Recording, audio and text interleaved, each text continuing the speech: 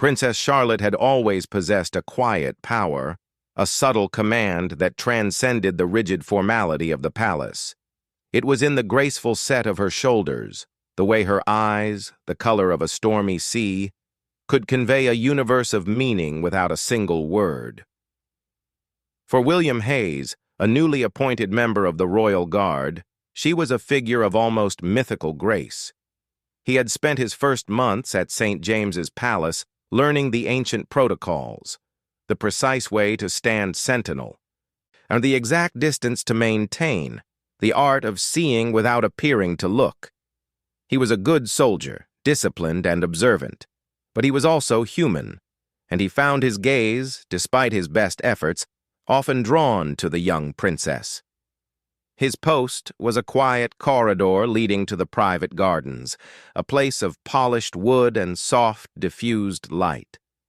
He would stand for hours, a statue in his scarlet tunic and bearskin cap, the only movement the slow blink of his eyes.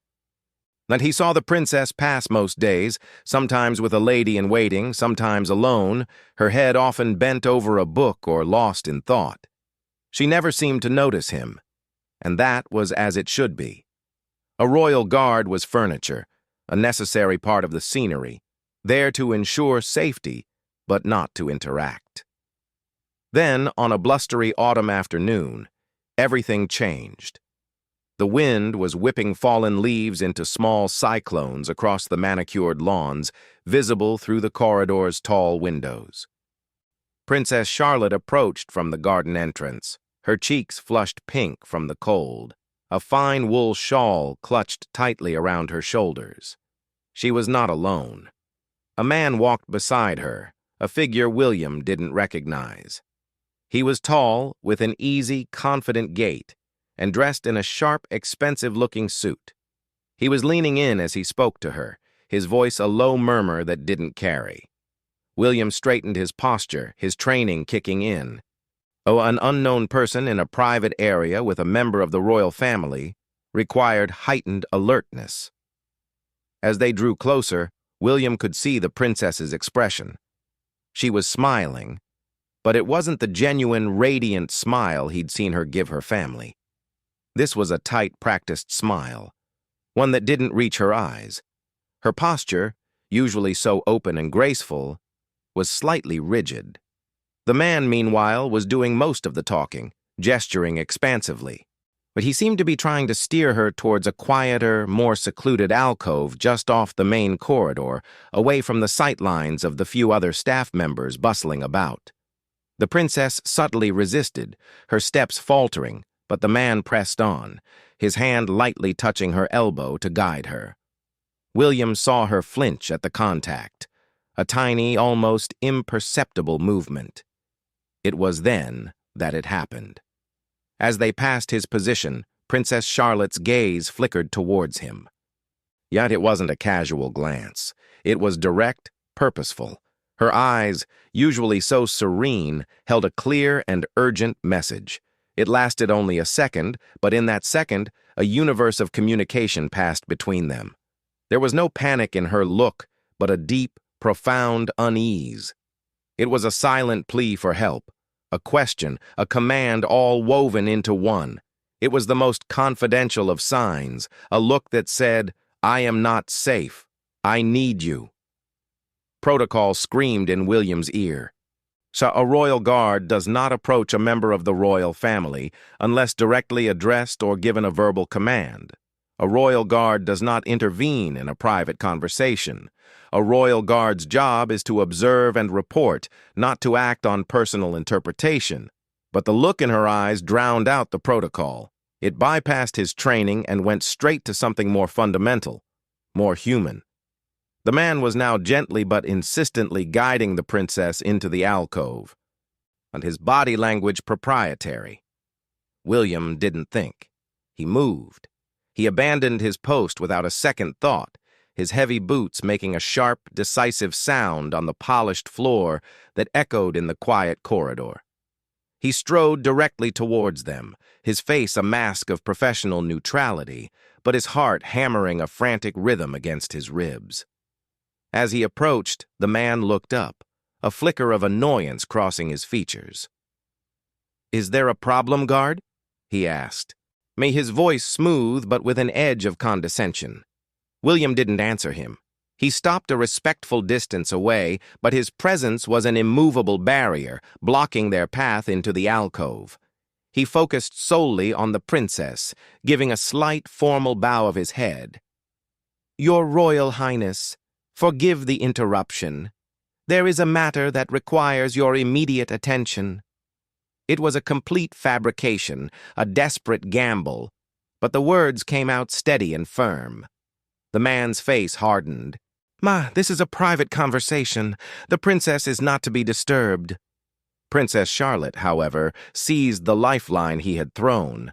The tension in her shoulders visibly melted. "Thank you, guardsman," she said, her voice quiet but clear. She turned to the man. "I'm sorry.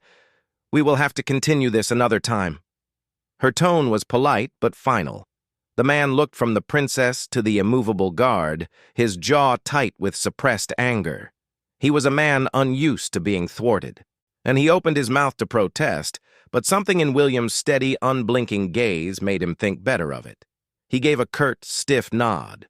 "Of course, Your Royal Highness. I'll be in touch." He shot William a look of pure venom before turning on his heel and striding back the way they had come. As soon as he was gone, a profound silence descended. The princess let out a slow, shaky breath. She looked at William, and for the first time, he saw not a princess, but a young woman who had just been rescued from a situation that had clearly frightened her. Her eyes were wide, still holding a trace of the anxiety she had so skillfully hidden. "Thank you," she whispered. It was just 2 words, but they were laden with a sincerity that was far more powerful than any formal royal decree. William gave another bow, his training reasserting itself now that the immediate threat was gone. "It is my duty, Your Royal Highness." He knew he was in grave trouble, and he had abandoned his post. He had fabricated an order. He had physically interposed himself between a member of the royal family and a guest. The consequences could be severe, even career-ending. But Princess Charlotte shook her head. "No," she said, her voice regaining its strength. "It was not your duty. It was something more." She looked at him intently, assessing him. "What is your name?" "Guardsman William Hayes, Your Royal Highness." "Guardsman Hayes," she repeated, as if memorizing it. She glanced towards the door through which the man had disappeared. "That man, he is a persistent acquaintance. He does not always understand the word no." She didn't elaborate, and William didn't need her to. He understood perfectly. He had seen the predatory confidence, the disregard for her subtle signals of discomfort. Later that evening, William was summoned to his commanding officer. He stood at attention, expecting a dressing down, a demotion, perhaps even a transfer. His officer, a stern man with decades of service, looked at him from across his desk, a single piece of paper in his hand. The silence was agonizing. Finally, the officer spoke. "Your actions this afternoon have been brought to my attention, Hayes. Abandoning your post, directly approaching a member of the royal family without a verbal command." He paused, his face unreadable. William's heart sank. "Yes, sir. I have no excuse, sir." The officer's stern expression cracked just slightly. He held up the paper. "This is a personal note from Her Royal Highness, Princess Charlotte. In it, she commends your exceptional vigilance and quick thinking. She states that your actions were in direct response to a confidential sign of distress and were instrumental in her well-being." He put the paper down and looked at William with a new respect. "It seems, Hayes, that you read a situation that protocol alone could not define. You saw the person behind the title. That kind of instinct cannot be trained." There was no punishment. In fact, William was quietly reassigned, not to a less prominent post, but to a more sensitive one one that involved the princess's personal security detail during public events. He never spoke to her about that afternoon again, not directly. But there remained an unspoken understanding between them. Sometimes, when they would pass in a corridor or at a function, but her eyes would meet his for a fraction of a second longer than was customary. It wasn't the confidential sign of distress, but a quiet acknowledgement.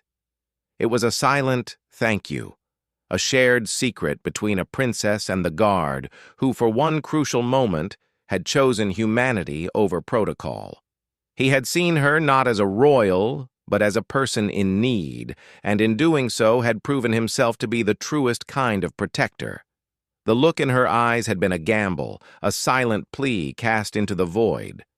That William Hayes had caught it, and in that single act of understanding he had redefined the meaning of duty forever.